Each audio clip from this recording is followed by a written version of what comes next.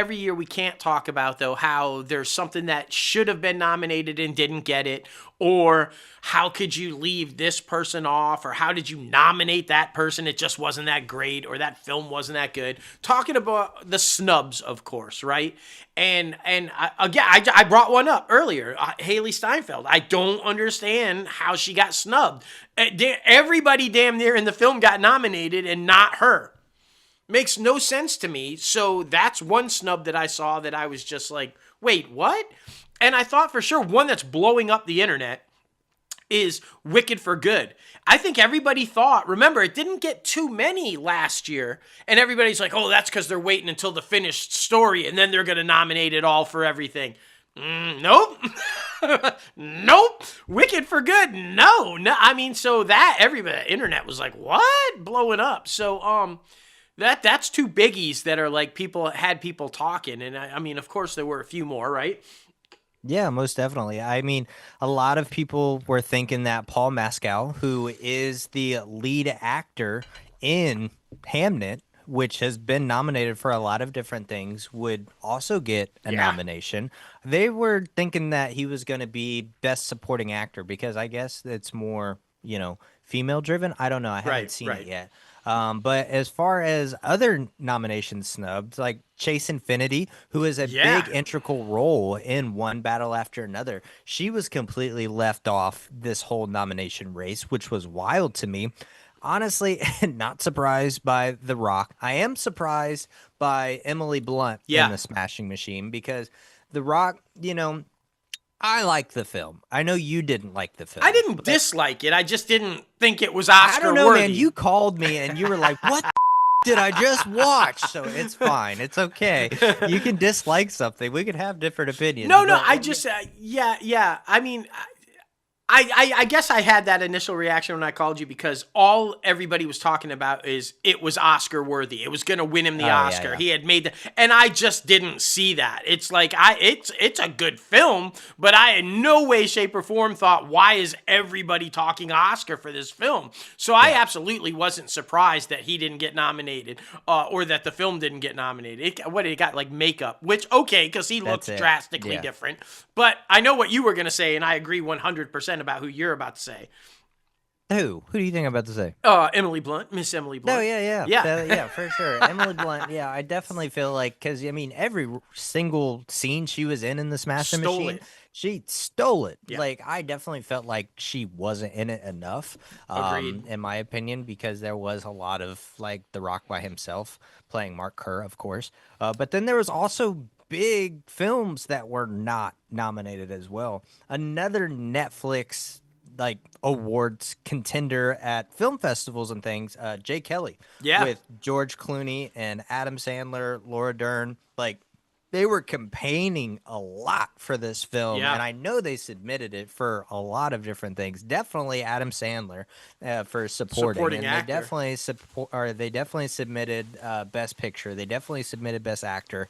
So I'm very surprised by that, honestly, because that was a 5 out of 5 film for me. I really enjoyed that film, and it's about the entertainment industry, so I was really surprised by that. Exactly, it's basically an autobiography of George Clooney, in my opinion. Right, but I agree with you, and it's clear they were hoping for Oscar nominations because they released it theatrically. The only time Netflix ever releases anything theatrically is when they want it to be nominated for an Oscar, like they did Frankenstein. Yes, it was minimal. It was only in a few cities that qualify and only for a few days to get the nomination, but it was clear that they were hoping for that with Jay Kelly, and I think that was a big surprise for everybody, especially since Clooney is so beloved. I mean, and he is kind of less and less on screen, so I figure it's a perfect time for the Academy to go, hey, let's reward him. Let's give him the lifetime achievement or recognize him for all of his work. And then zilch.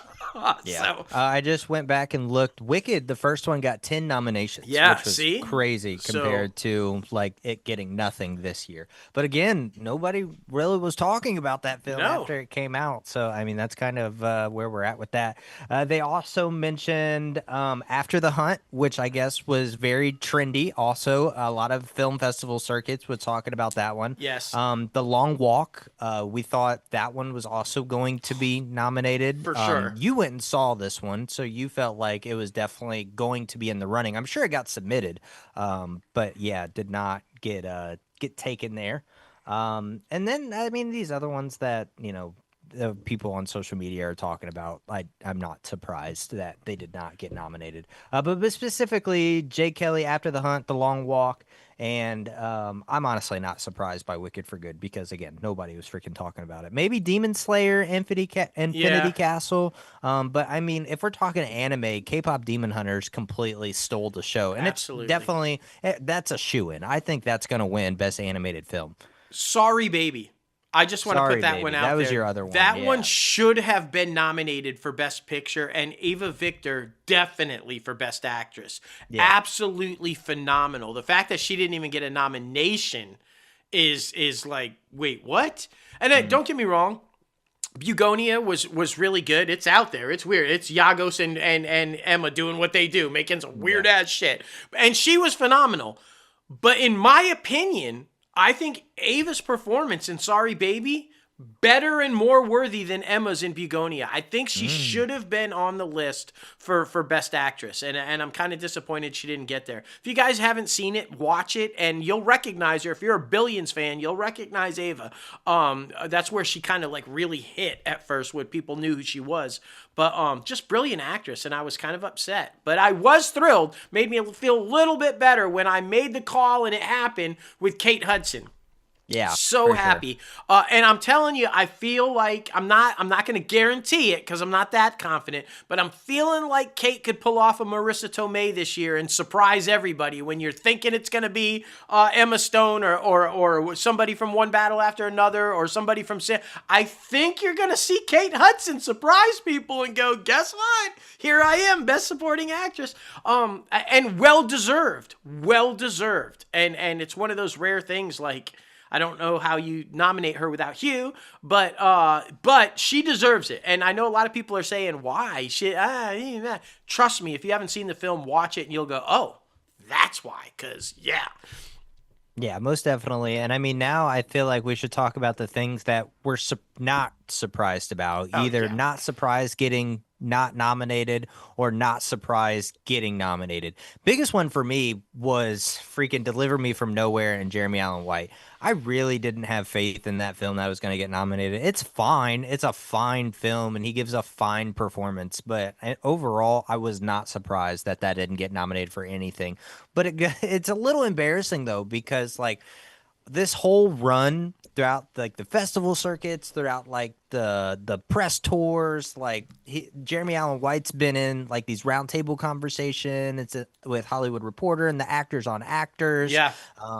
And he was completely left off. Everybody from that freaking film was left off, including Jeremy Strong, who got I mean, maybe you could consider this a snub. I don't remember who won last year for Best Supporting Actor, but his role in The Apprentice, like, was phenomenal. So, I mean, I guess you could kind of give that a snub. And then they thought, like, maybe this was another chance for him to get another nomination for Best Supporting Actor, which, honestly, if anything, he out of that film should have been nominated, because that complete difference between those two films and that year apart between the character he plays in Apprentice and then the guy he plays in Deliver Me From Nowhere, drastically different, because the Apprentice guy is a fucking dick, asshole, hardcore, gets whatever he wants. He mentors Trump, so obviously. But then the guy in Deliver Me From Nowhere is so soft, so consoling, so like shoulder to cry on type guy.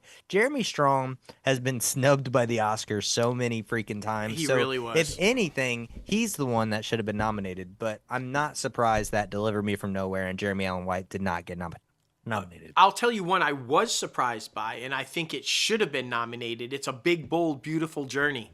It's a beautiful film. It is well directed. It is well told. The cinematography was fantastic. The production design, the visuals, and the performances by Colin Farrell and Margot Robbie were just Oscar worthy. This was a beautiful story of redemption and love and finding where you're supposed to be in life when you've made some mistakes. And yet, nothing.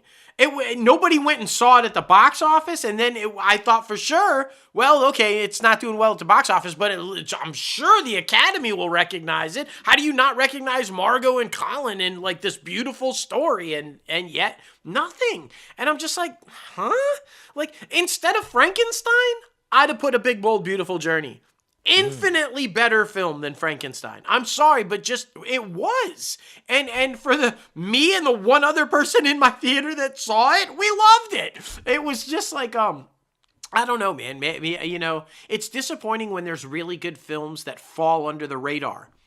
And I feel like sometimes if it doesn't perform well at the box office, the studio won't put the money in to campaign That's a good point. for the Academy, right? It's like, well, we didn't make a profit, so we're not going to spend even more money to try to get an Oscar in the hopes that we'll get a re-release and make some more money. I get that. I mean, it is a business, right? It's show business. Well, I mean, it's probably 50% profit, 50% like looking at, if it's trending anywhere, if anyone's talking about it. I feel like this is a film that just nobody even cared to go see, which is crazy because, like, Colin Farrell, apparently, I mean, there's really no such thing as movie stars anymore. Let's be honest about it.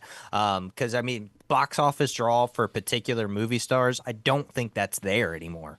So, I mean, there's really no quote-unquote bankable actors. But at you least have for to box admit, office though, anymore. These two stars were coming off of huge trending from Barbie and the Penguin. I mean, everybody was talking about both of them at the moment when this thing was about to come out. And yet the marketing, I can line up 10 people and all 10 people would have never told you, like, they never even heard of it. So I think that there was a failure on marketing to even let people know it was coming. And I'm like, they're being two of the most talked about people right now in the country, and you're not going to bank on that to try to market this film, and then like nothing. And so who put out that film? I don't know. That's good. Let's see. Big Bold Beautiful Journey. I got it pulled up right here. Columbia. So Sony. Yeah, Sony. Like, so epic fail, man. Epic fail. Like, what the fuck? And Sony has money to market, y'all. They have money to market. So I just feel like an epic fail with that because it's a great film. Yeah, budget it was 45 million and overall gross was 22.3 million. So that's rough. Yeah. It's just so, but it's a great film. Overall, it says awards given this year. Guild of Music Supervisors Award, whatever that is. I'm sure it matters to those people. And then the Directors Guild of Canada. Yeah. They liked it. But yeah, I mean, there is certain films like that I feel like, hey, we already spent the money on, but we don't have faith in it, and they just want to get it out there. And I think this fell victim to that, which is very unfortunate. Yeah, because it doesn't make any sense why they just didn't push this thing more because of, like you said, the trendiness of Barbie and then freaking the Penguin. Like, why would you not push that more? Don't know. Yeah. But I've heard it's a good film as well. Yeah, I can't wait for you to watch it and give me your opinion. I think you and Emily will love it. It's just a great film. I mean, the Academy also went outside of the normal Oscar window as well, because normally fall time is kind of the Oscar films, and which is crazy because fall barely makes any money. Yeah. Which is wild. So, but if you look at like F1 that came out kind of summertime, Marty Supreme, obviously that just came out. One Battle After Another is like early fall. Sinners, that was in April. That one's the biggest surprise. But I mean, it took the world by storm. So I mean, duh. But other than that, like they kind of like stepped outside of their norm a little bit, but not crazy. But I mean, K-pop Demon Hunters, that was kind of more a late summer, early fall, I guess. But yeah, I mean, it looks like the Oscars are trying different things. The Academy is trying to move in a different direction, and it kind of shows that with this. So yeah, we'll see.